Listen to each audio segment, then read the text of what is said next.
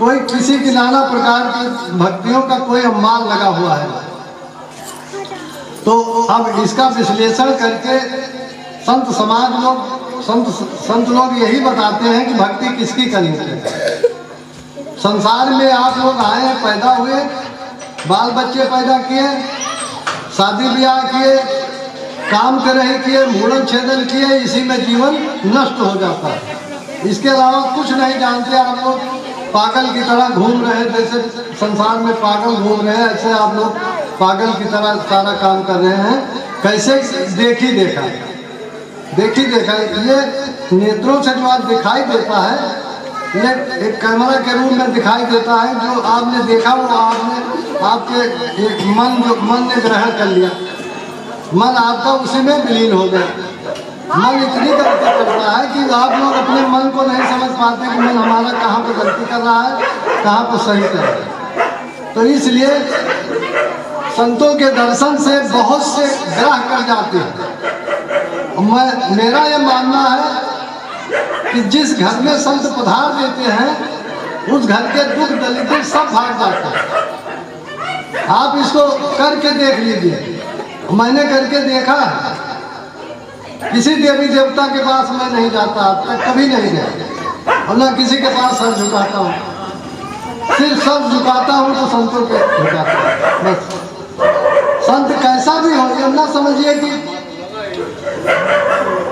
कैसा भी हो, उसको संत को संत समझिए आप, उस भाव से आप तो चेतन की भक्ति करिए, जड़ की भक्ति न करिए। चेतन जिसमें जीव प्रवेश है। पंडित लोग कहते हैं कि मंदिर में मैंने वो कर दिया, स्थापना कर दिया, उसको क्या कहते हैं, प्राण प्रतिष्ठा कर दिया। यदि पंडितों में इतनी पावर शक्ति होती तो अपना लड़का मर जाता, उसमें प्राण प्रतिष्ठा कर देते, तब मैं मान लेता।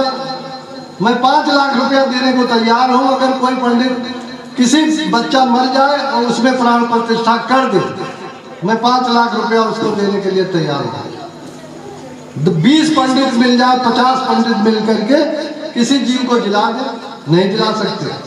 आज तक मैंने कहीं सुना नहीं। अगर ऐसा होता तो आज तक कोई मरता ही नहीं संसार में।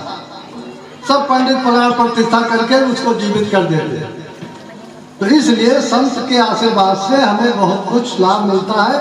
संतों की महिमा को आप लोग समझिए। आज ऐसा अवसर मिला है, संत की बातों को ग्रहण करिए। दूसरी बात, कबीर साहब की भक्ति बहुत उच्च कोट की होती है। इसमें सच और झूठ का विश्लेषण होता है। ये संसार झूठ की तरफ ज्यादा भागता है, सच्चाई की तरफ नहीं भागता। चाहे दुकानदारी में हो, चाहे सर्विस में हो, मेहनत की कमाई कर करके ही आदमी आगे बढ़ सकता है। अगर देवी देवता की पूजा करने से हमें लाभ मिल जाता तो मुझे कोई खेती किसानी और कर्म न करना पड़ता। हम दिन भर बैठे रहते हाथ जोड़े, हमारे घर में घर मकान पक्का बन जाता। नहीं बनेगा।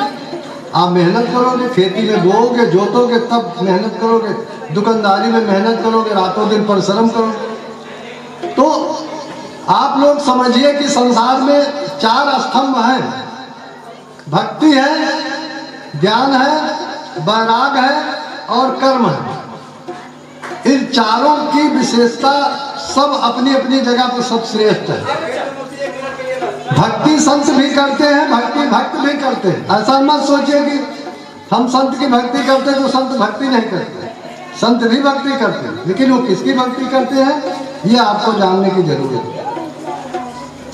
तो इसलिए ज्यादा हम न बोल करके, महान संत बैठे हुए हैं, इनके आगे मुझे ज्यादा नहीं बोलना चाहिए। संतों का सम्मान हमेशा होना चाहिए, लेकिन संत भेष का नहीं होता, ये भी आप समझ लीजिए। बहुत लोग तिलक लगा लिए, लाल कपड़ा पहन लिए या किसी से, तो व्यक्ति की पहचान 3 प्रकार की होती है। पहले तो वाणी से होती है, और फिर पहले वेशभूषा होता है, और फिर उसकी वाणी से होती है, और फिर उसके आचरण पे होते हैं कि संत के आचरण क्या है, रहनी उसको कहते हैं। कबीर साहब ने कहा कि कथनी कथय सो पुत्र हमारा, करनी करे सो नाती, रहनी रहा सो गुरु हमारा, हम रहने के साथ। तो रहनी ही सब श्रेष्ठ है। अगर आप भी उस रहनी पर रह सकते हैं तो रह लीजिए, कोई दिक्कत नहीं है। आप भी संत हो सकते हैं, गृहस्थ भी संत है। ऐसा नहीं कि गृहस्थी में आप भक्ति नहीं कर सकते। अपने विचारों को पवित्र रखिए। एक चीज झूठ का परित्याग कर दीजिए बस। घर में सास बहू है, पूछती है कोई बात तो उसको सही सही बता दीजिए, कोई गलती है बता दीजिए, बात खत्म है, झगड़ा खत्म है। झूठ बोलने से ही सारे झगड़े होते हैं संसार में। परिवार में जितने विघ्न बाधाएं सब झूठ से होते हैं। सच्ची दिल से बोल दो। कबीर मन निर्मल भया कि जैसे गंगा धीर, पीछे पीछे हर चले कहा कबीर कबीर। भगवान तुम्हारे पीछे पीछे दौड़ेंगे। ईमानदारी आप ले लीजिए। ईमान एक व्यक्ति का आभूषण है। ये गहना सब्जा चुगली ये सब आभूषण नहीं है। आपका धर्म कर्म जो है, आपके ईमान जो है, यही आपका आभूषण है। ये समझने का प्रयास करिए। मनुष्य जन्म बहुत ही भाग से मिला हुआ, मात्र सिर्फ परिवार पालने के लिए नहीं मिला है। परिवार तो पालना एक जिम्मेदारी है, लेकिन आपको ये 4 पदार्थ संसार में मिले हैं, अर्थ धर्म काम मोक्ष।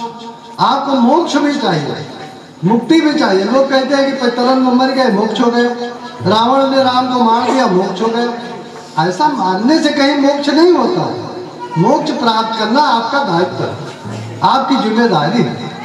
आप संसार से मुक्त होना चाहते हैं, ये माया जाल से हटना चाहते हैं, तो आपको भक्ति करना पड़ेगा।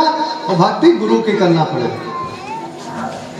गुरु का कोई अस्तित्व सब खत्म होता जा रहा है। मंदिर मस्जिद में लोग अटके रहते हैं, गुरु तक जाते नहीं। गुरु तो तमाम प्रकार के संसार में है, लेकिन मोक्ष देने वाला गुरु जो होता है वो एक अलग होती है। उसकी खोज करना पड़ता है, थोड़ा सा उसको प्रयास करना पड़ता है, तब आगे बढ़ पाता है। तो अभी पहली सीढ़ी आप लोग चलना सीखें। माता पिता और गुरु की सेवा।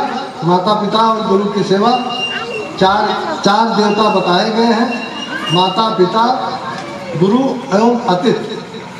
अब जैसे सब लोग आए हैं, एक हमारे अतिथि हैं, इनकी सेवा आप लोग कर रहे हैं जो हो सकता है यथाशक्ति। ये सर्वश्रेष्ठ है। किसी भी प्राणी और जीव का कोई वध न करिए। जीव चाहे सांप हो, चाहे बिच्छू हो, चाहे खटमल हो, चाहे मच्छर हो, जहाँ तक हो सके जीव पे दया करें। भगवान ने कहा कि जीव पे दया, हम पर दया, हमारे ऊपर आपने दया कर दिया। ये सब आचरण पे उतारिए, तब आप लोगों का फिर विकास देखिए कैसे होता है। ऐसा नहीं है कि संसार में आए हैं तो आपका विकास नहीं होगा। सिर्फ अपने आचरण सुधार लीजिए। और मैंने सुधारा, मैंने उसका लाभ लिया। ऐसा नहीं है हम कह रहे हैं कि झूठ बोल रहे हैं, कि किसी को सुनी सुनाई बात कह रहे हैं। हम किसी की सुनी सुनाई बात नहीं, मैं यथार्थ बात कहता हूँ। जो मैंने धारण किया वो आप लोगों को बता रहा हूँ। तो इसलिए आप लोग संयमित जीवन जीने का प्रयास करिए और बड़े छोटे का सम्मान करिए, सास बहू का सम्मान करें, बाप बेटे का सम्मान करें। सब अपने अपने दायित्वों का निर्वाहन करें। कहने के मतलब इन्हीं सब बातों के लिए आप लोगों को मेरे जो विचार है वो कहें। छोटा सा भजन साहब का आदेश है, सुना देंगे और आप लोग सुनिए।